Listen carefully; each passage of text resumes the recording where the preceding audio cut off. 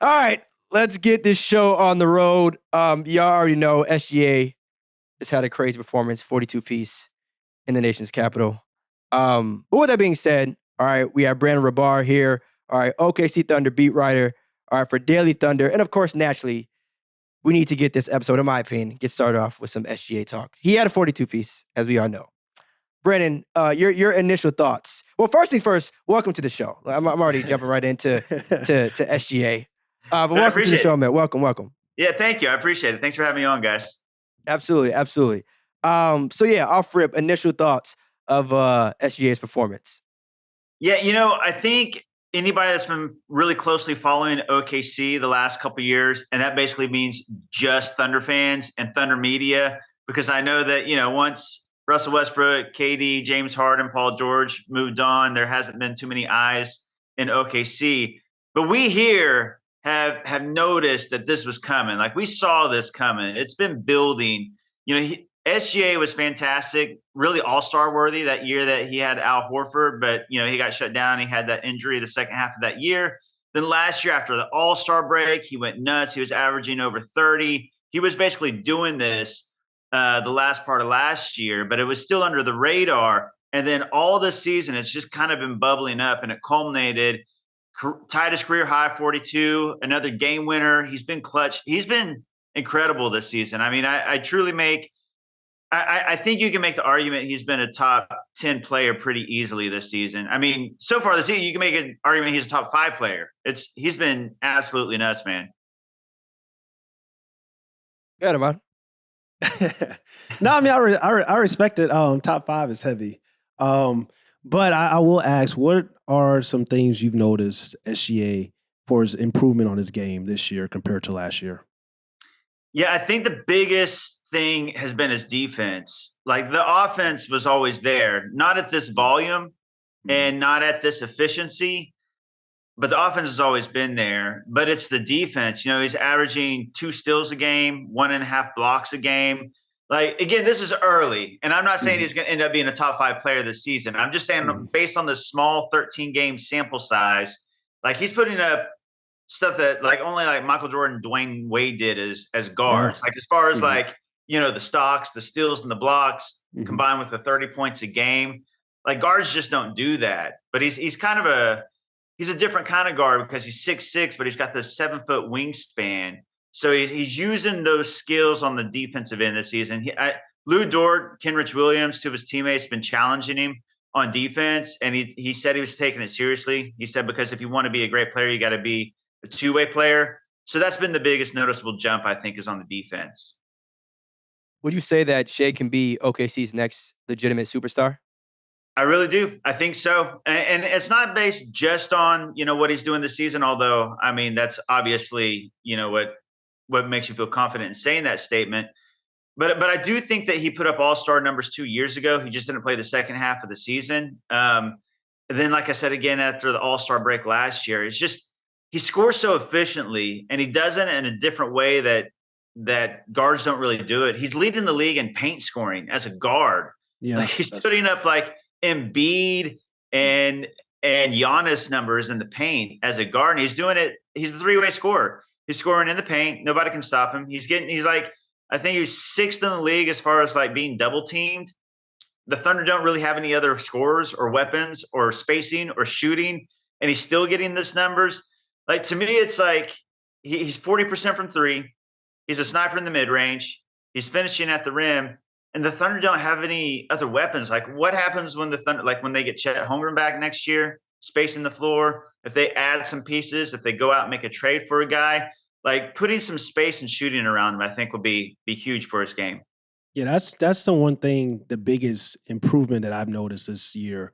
Basically, his ability to get to the first level in the basketball court. Like earlier in his career, he really wasn't doing that. Like you said, he's leading the league for as a guard, scoring in the paint. That's very, very impressive when you look at like just him bumping off defenders. I think he's gotten stronger this year. And also, I haven't seen a player utilize the pump fake as much as he does since like DeMar DeRozan in his prime. And DeMar DeRozan still does it, but like that just shows you that like he's utilizing that pump fake. He's worked on and fine-tuned his footwork on the basketball court. The up and under in the post when he does the pump fake is very fantastic. Like you said, his pace, he's different. Like it's not a guard in this league that has the type of pace that he does and can get to every spot on the court and he can score at every level. Like he's tough. He's what I call like a calm hooper. Like he's never in a hurry, but he's always on time. So he's a special player. And Yeah. I would say tell us too what the future looks like with Shai and Chet. Yeah, so OKC fans really excited about that duo because Chet was number 2 overall pick. A lot of draft experts thought that Chet was the number 1 guy this year. He's the perfect piece to put around SGA because SGA needs more space. Like the fact that he's doing this with no space is nuts. But Chet Holmgren, he's 7'1", but he shot 39% from 3 in college, and the small sample size that we got to saw in the summer league, he was drilling threes. So if you got a 7-footer that's opening up the floor for SGA, then he's also a pick and pop weapon, somebody that he can be an outlet to. That helps with his playmaking, helps with space to get to the rim. I truly think it's kind of a perfect combo. If Chet comes back healthy, he's kind of the ideal guy to put next to SGA. And SGA is still just 24. So he's still really young. Chet's 20. So, I mean, and this is the first year of SGA's new contract. He's here for another 5 years. So we should be able to see, next few years, Chet and SGA combo. Well, that's what I want to bring up. Hopefully he's here for the next 5 years. I know he signed the contract. There we go. I know he signed the contract, but how long do the Oklahoma City Thunder, because it seems like even though SGA is hooping this year, I still think they're going to be a lottery team. So how long is SGA is going to be comfortable with being this star player in OKC in a small town and kind of like the OKC are tanking? Yeah, no, I'm glad you brought that up because I mean it's a point that a lot of OKC fans and analysts talk about and debate. And here's all I know. I can just take SGA at his word. He said at his exit interview last year that he talks to Sam Presti and Mark Daigneault all the time, and he's excited about the future. He says that they're very open and honest with him, and he knows exactly what the plan is, and he's excited about the future. And he said it again this season in a couple of sit-down interviews. He keeps reiterating the fact that he's excited about the future and he knows what the future is. And he believes that the Thunder aren't going to be losing for very much longer. I agree with you. They're going to be a lottery team this year. The West is just too stacked, and Chet's not playing, and they don't have another star to go alongside with him. If I were to guess, my guess would be, obviously showing the improvement this year. SGA is making that leap. Chet comes back next season. I think that they'll make some sort of push to get a guy to go along with them and try to start, pushing in and maybe cashing in some of those draft picks and things like that to try to start winning. Yeah, I mean, hopefully they do that because I feel like that's the only way. Because he's not going to be a star player, and it's I look at SGA kind of similar to how I looked at Devin Booker. Only the difference is like people aren't as hard on SGA putting on stats on a losing team as they were on Devin Booker. But it came a point in time where everybody's like, okay, well, Devin Booker, he signed a max contract. Everybody's hearing trade rumors and stuff like that. And they're like, okay, what's going to happen with Devin Booker? And then the Phoenix Suns actually said, okay, we're tired of going into the lottery. Let's go out and get Chris Paul. So hopefully that same, structure happens with SGA and the Oklahoma City Thunder. Yeah, no, I'm completely with you. And I would guess that's the plan. But that's. Yeah. We'll see. Obviously, with draft picks being a common theme nowadays, everyone wants to kind of build for the future at the same time. But fortunately, the Thunder do have a player that they can build around. Actually, potentially two, depending on obviously the health of Chet. But I do want to ask this question. Obviously, we're talking about SGA. Who's a better basketball player, SGA or Ja Morant? Ahmad, if you don't mind, I would like you to answer that question first, obviously, because there may be some bias on the other side of this question. No, I mean, but that's all right. I mean, I understand. It's been conversations going on with SGA and Ja Morant. Who would you rather have? But I know one thing's for certain. The last time I saw SGA in a playoff situation, Chris Paul was the best player on that team, and Ja Morant has been doing it. He's been a top MVP candidate. Probably the MVP candidate this year so far early on this season as well.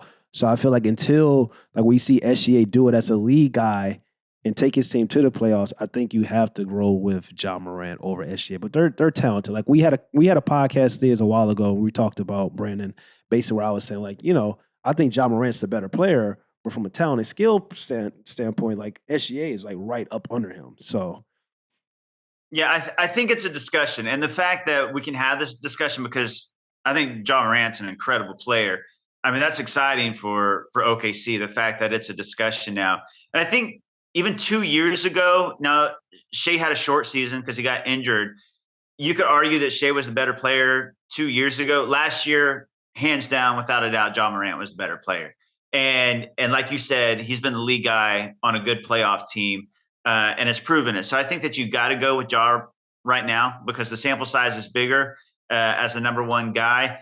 But if SGA keeps doing what he's doing this season, I think that currently right now SGA is having a better season, but it's 13 games. So you can't, make any sort of big statements after 13 games as Ja's proven on a bigger sample size. But if SGA is still doing this halfway through the season, if he does this for a full season or even like 90% of what he's doing right now, I think it's a true discussion. I think that Ja's got a better team around him, obviously, right now with Jaren Jackson Jr. and all the guys that they have. And I think that's going to be when we'll really know is when, Shai has more talent around him as the number one guy. But the fact that it's a discussion is big for OKC because Ja's an incredible player, top 10.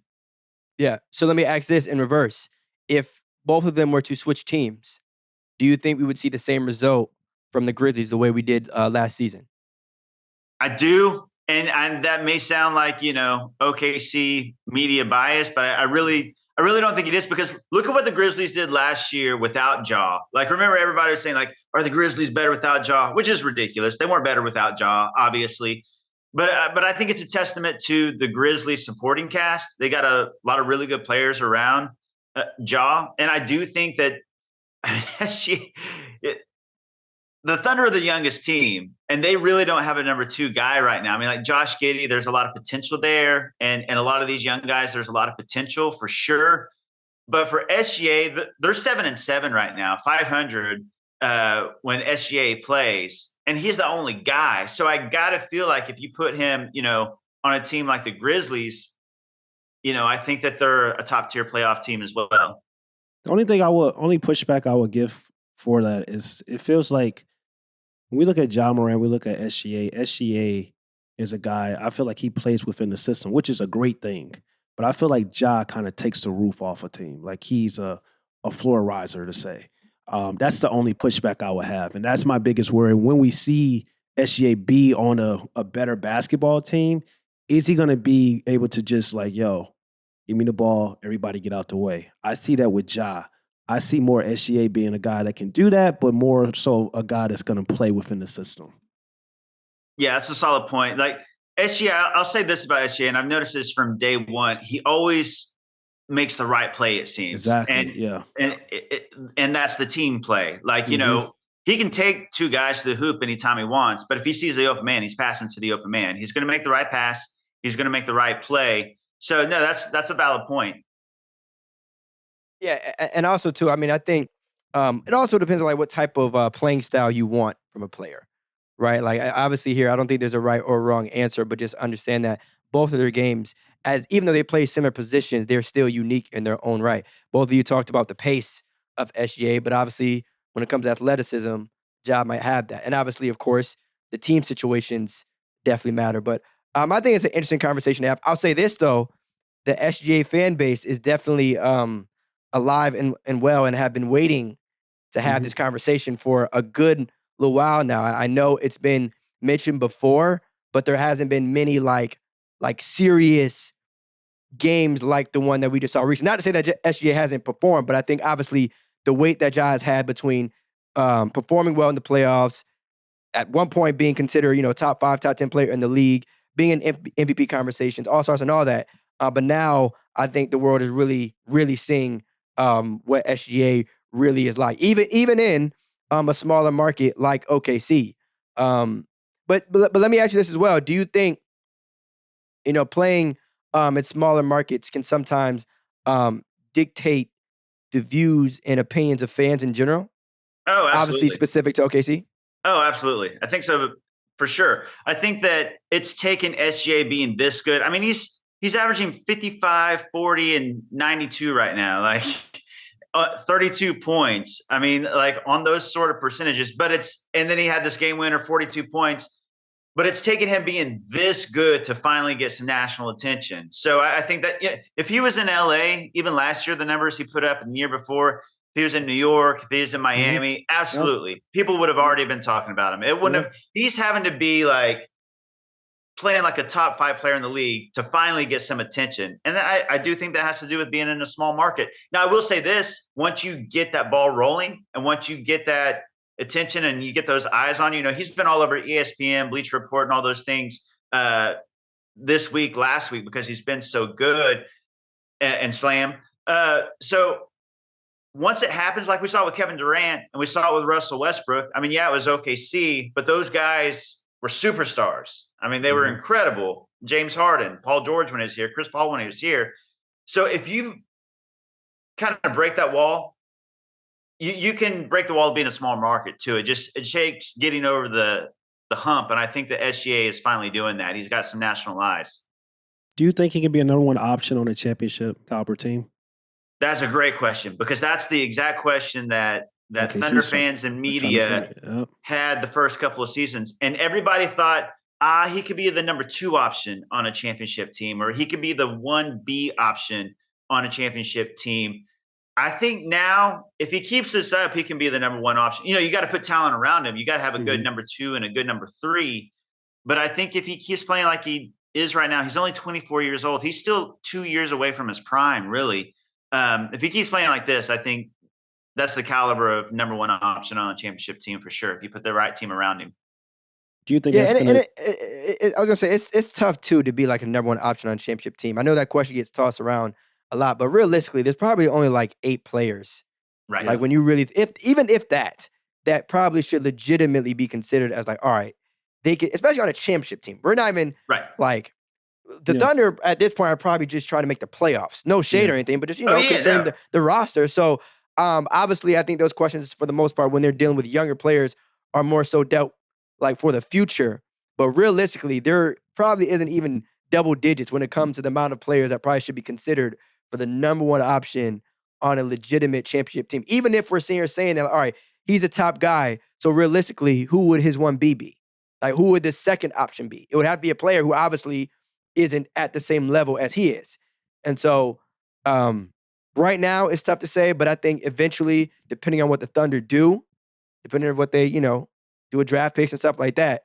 I think that was always my biggest issue with the SGA being OKC, because at some point it's going to come to a halt where you either believe in them or you don't. And that's going to be, you got draft picks, either you're going to start moving those draft picks and trying to get another star player to play alongside him, or you're going to continue to tank and then you're going to eventually trade SGA. He's going to get tired of it. So this season is very important for SGA to show like, yo, I am that guy. I am that franchise caliber player. And then unfortunately, OKC is eventually going to have to like make some tough decisions, especially when Chet comes back and see how his development, because I know you talked about Chet coming back, Brandon, but I still think he's like 2 years away for being like really, really good. I don't think it's going to be a situation where he comes into the league and he's like Luka or he's like Zion and he's like, okay, like, yo, he's right here. Like he's averaging 20 points as a rookie. I don't see that for Chet Holmgren.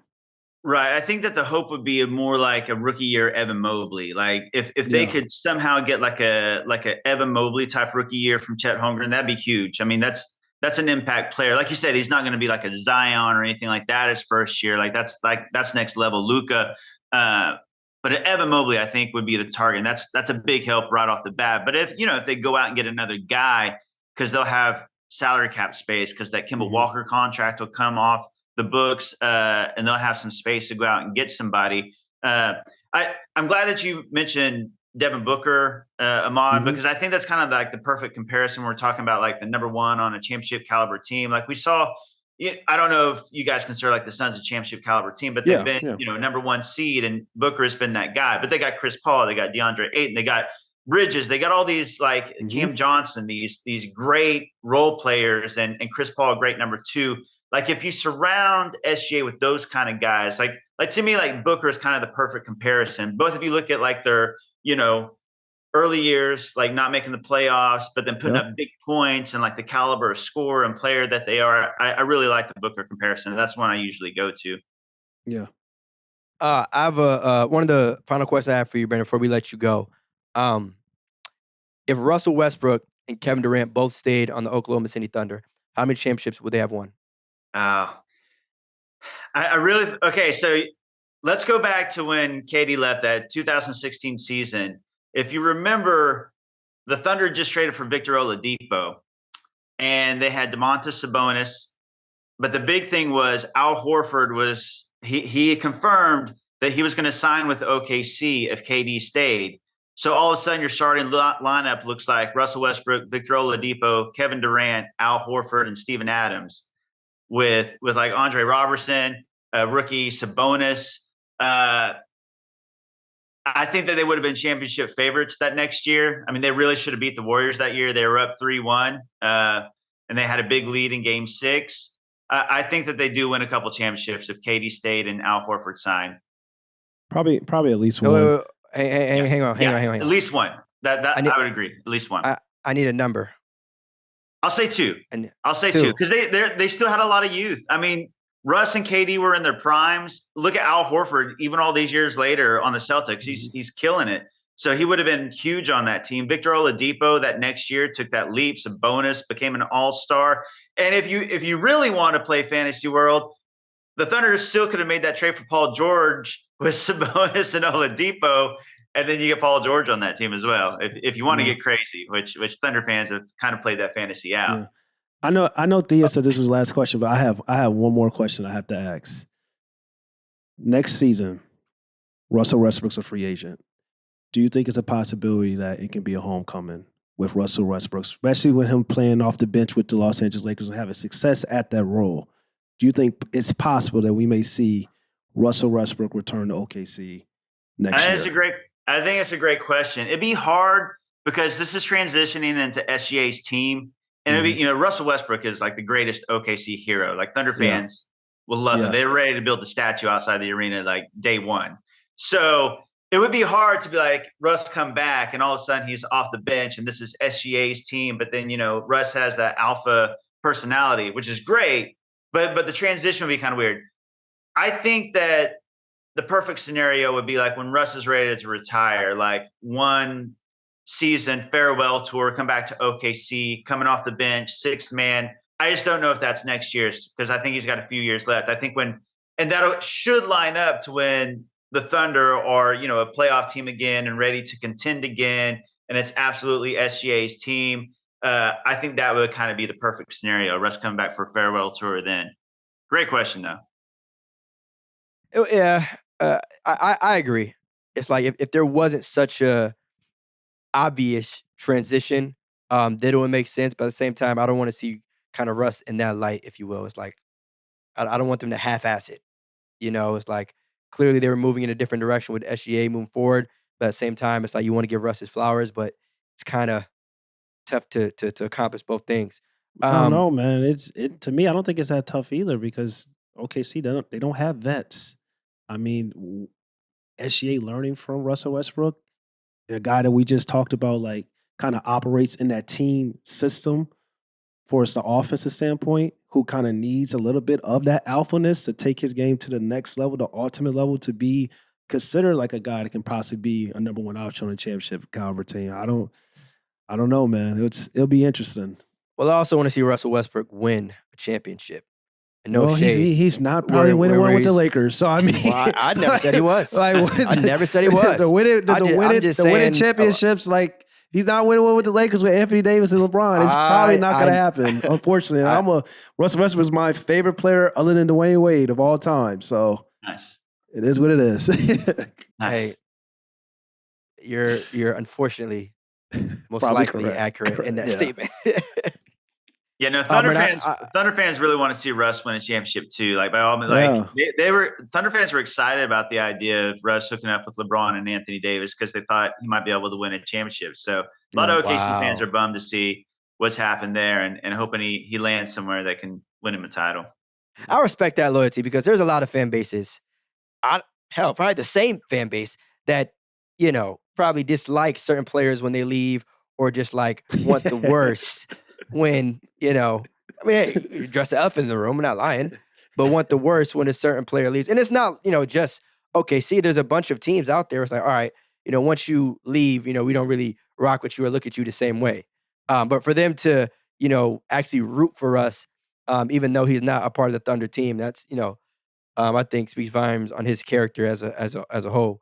But before we let you go, man, do you have any final words for our No Pump Fakes audience? It could be a take, it could be watch more Thunder games. It could be whatever you like, man. Yeah, no, I'm glad you said that. Yeah, I would say watch more Thunder games. This is an exciting young team. Like this young core, obviously SGA we've talked a lot about, but Josh Giddey's a fun player. Lou Dort is a menace on defense. There's this rookie named Jalen Williams, goes by J-Dub. The Thunder have 2 Jalen Williams rookies, but the one that goes by J-Dub, I think he's going to be a top 10 rookie this year. He's got a lot of potential. Ousmane Dieng. There's just so many young players on this team. Poku, we haven't mentioned him at all. He went from like everybody thought he was a terrible, awful player to like he's been pretty solid this year. Like he's shooting like 39% from 3. He's like 7th in the league in block shots. Poku's had this total turnaround. So it's just a fun team. And I think like if you kind of buy in now, here in a couple of years, you'll see it pay off and you kind of get to grow with this team. Yeah, Trey Mann also. Yes. I'm glad you said Trey. I can't believe I forgot Trey. He's one of my favorite players. His step back jumper is the smoothest in the league. Yeah. He's a smooth player. Bright future ahead for OKC. I'm glad they're able to reach a rebuild. Anytime you lose, not 1, not 2, but 3 superstars. My goodness, I'm happy to see that they're heading down the right path. Teams very similar to like Cleveland as well.